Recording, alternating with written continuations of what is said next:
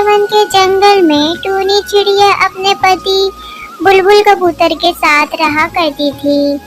टूनी चिड़िया एक मेहनती किसान थी और अपने खेत का बहुत ज़्यादा ख्याल रखती थी। वो नया नया बीज बैगन के बोई थी।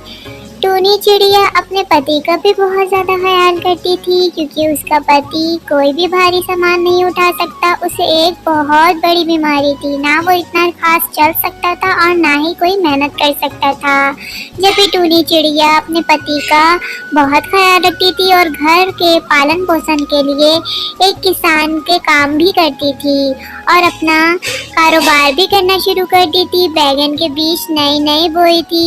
वो चाहती थी कि बैगन हो जाए ताकि वो बैगन बेचकर अपने घर और अपने सब चीज़ का ख्याल रख सके।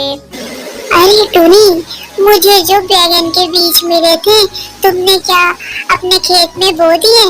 कुछ हुआ या नहीं? सुनिए जी, आप ये सब की फिक्र नहीं करिए। आपकी तो तबीयत भी ठीक नहीं, मैं सब कर लूंगी। आप ये सब की चिंता ना करिए।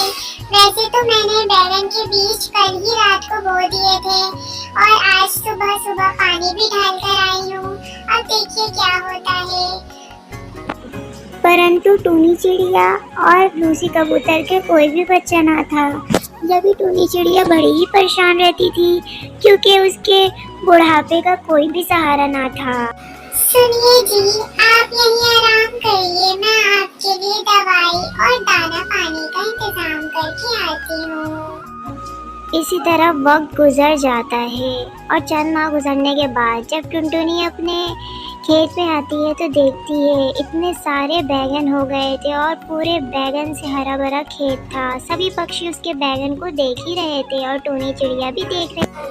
अरे वाह, बंटी कबूतर के बीच ने तो जादू ही कर दिखाया।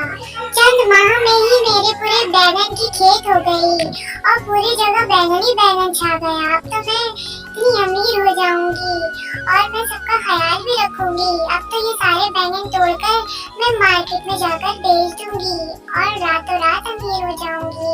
मेरी मेहनत रंग ले आई। मैं अभी जाती हूँ और जल्दी से जाकर बताती। तो बस फिर क्या था, टुनटुनी फौरन से ही अपने पति के पास आती है और उसे सारी बात बताना शुरू कर देती है।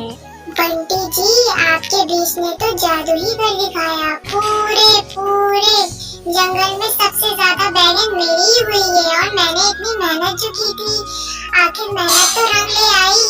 अब तो आप भी चल के देखो क्या मजेदार बैगन हुई है।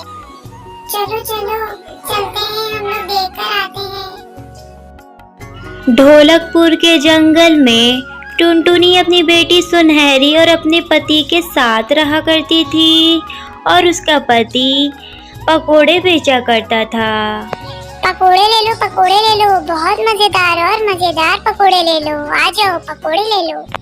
कालू भैया, ऑफिस जाने को बहुत देर हो रही है, मुझे पकोड़े दे दो जल्दी से।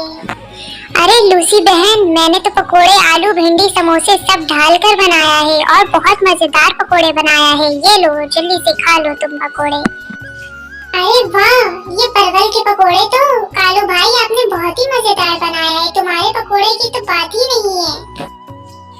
इस तरह पकोड़े बेचकर कालू कौवे की बहुत ही अच्छी कमाई हो जाती है और कालू कौवा बहुत ही ज्यादा मेहनत पक्षी था, बहुत ज्यादा मेहनती था और बहुत ज्यादा मेहनत करता था।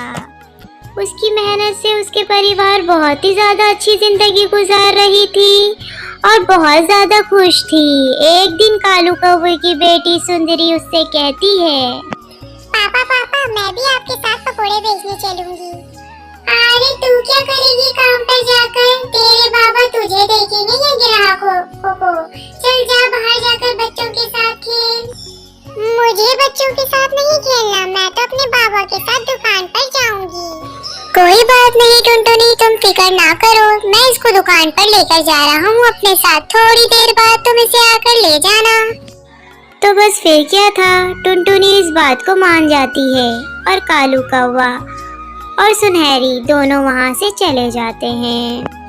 कालू कौवा अपनी बेटी सुंदरी को लेकर अपने दुकान चले गया और दुकान पे जाकर पकोड़े फ्राई कर रहा था और अपने ग्राहकों को दे रहा था। सुंदरी वहीं खड़ी थी सुंदरी को देखकर कालू कौवा कहने लगा, सुंदरी बेटा इतने करीब ना जाओ, तेल बहुत ज्यादा गर्म है, तुम जल जाओगी। फिर कालू कौवा अपनी बेटी सुनहरी को तेल की आग से बचाने जाता है, लेकिन तेल उसके ऊपर ही गिर जाता है और उसका जिस्म पूरा हौलनाक हो जाता है। कालू कौवा कहरने लगता है। तभी टुनटुनी अपनी बेटी सुनहरी को लेने आती है और देखती है कि कालू कौवा जल चुका था। फिर टुनटुनी अपने पति को इस हालत में देखकर बहुत ज्यादा रोने लगती है। ये क्या हो गया आपको जी? मैंने आपको कई बार मना किया कि सुनहरी को लेकर मत जाएं। ये क्या हो गया आपको?